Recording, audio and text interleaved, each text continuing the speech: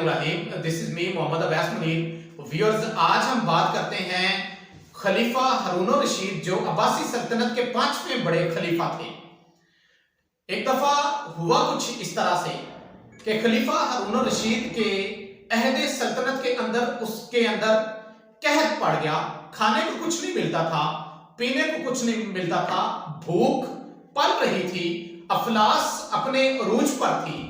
तो इन हालात के अंदर खलीफा हारून रशीद ने अपनी सल्तनत के अंदर जितने सारे मामलात आसानी के साथ वो तय कर सकता था उसने करने की कोशिश की।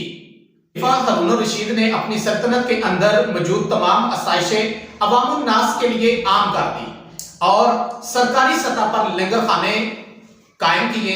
इसके अलावा चंदे का माल लोगों के अंदर तकसीम करना शुरू कर दिया। इनकम टैक्स की जो रेशो थी उसको बंद कर दिया और सेल टैक्सेस जितने भी थे उनको खत्म कर दिया गया। अब खलीफा बहुत परेशान और अपनी सल्तनत में होने वाली इन चीजों से बहुत ज्यादा अफसुर्दगी की हालत में जा चुका था। एक रात खलीफा को इस परेशानी की वजह से नींद नहीं आ रही थी, तो उसने अपने नाइबे खास याह्या बिन खालिद को तलब किया और उससे सारा माजरा ये सुनाया कि मुमलकत के हालात इस तरह से बिगड़ चुके हैं जिसकी वजह से परेशानी की वजह से नींद जो है वो नहीं आ रही।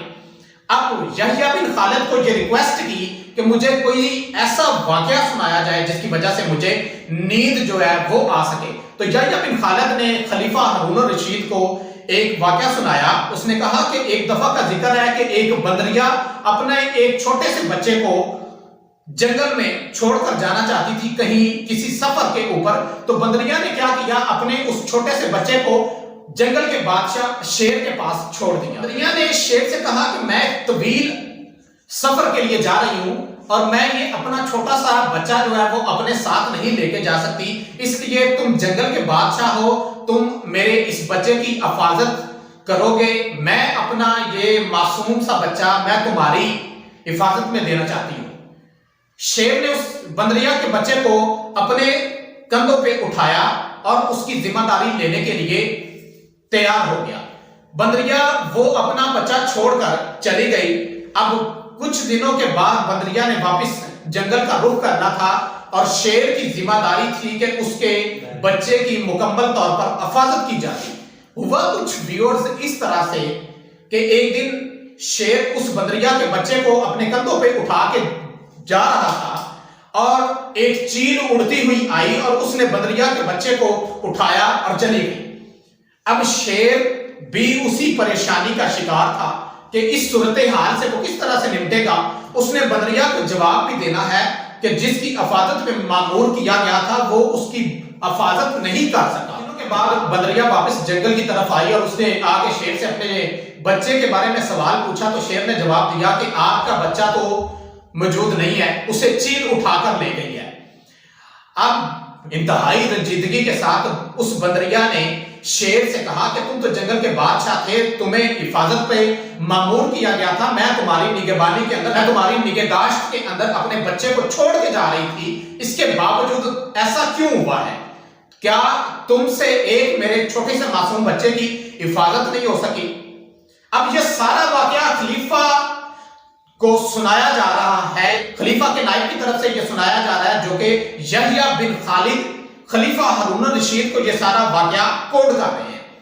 अब व्यूअर्स, बात इस तरह से है कि शेर ने कहा कि दो तरह की मुसीबतें होती हैं। अगर जमीनी मुसीबत होती, जमीनी आफत होती तो मैं इसका जिम्मेदार था, लेकिन ये आसमानी मुसीबत है, ये चील आई है, उसने बच्चे को उठाया है, मैं दौड़ सकता था, मैंने जहां तक मेरी एक्सेस थी मैंने कोशिश की, मेहनत की, तौक़ो की कि तुम्हारे बच्चे को बचा सकूं, लेकिन चूंकि उसके साथ उड़ने के लिए पर मौजूद थे, उसने बच्चे को उठाया और वो उड़ गए।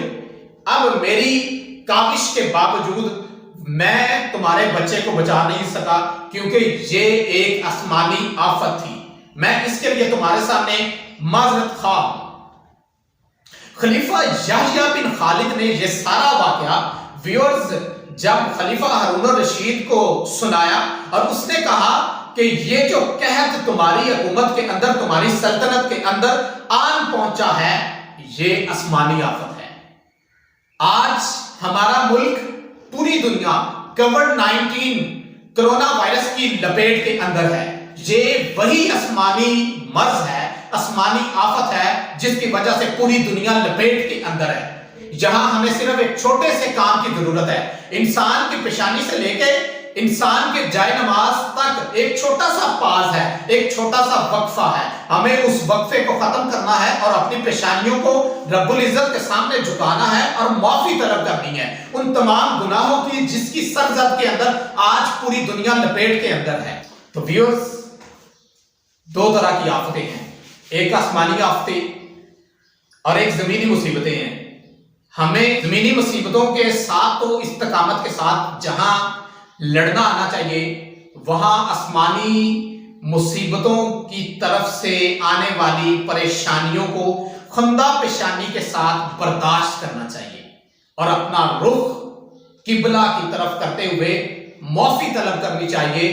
और इन तमाम मसाइल का हल सिर्फ एक चीज में मौजूद है, जो मैंने बताया, इंसान की पेशानी से लेके इंसान के जाय नमाज तक एक छोटा सा पास है।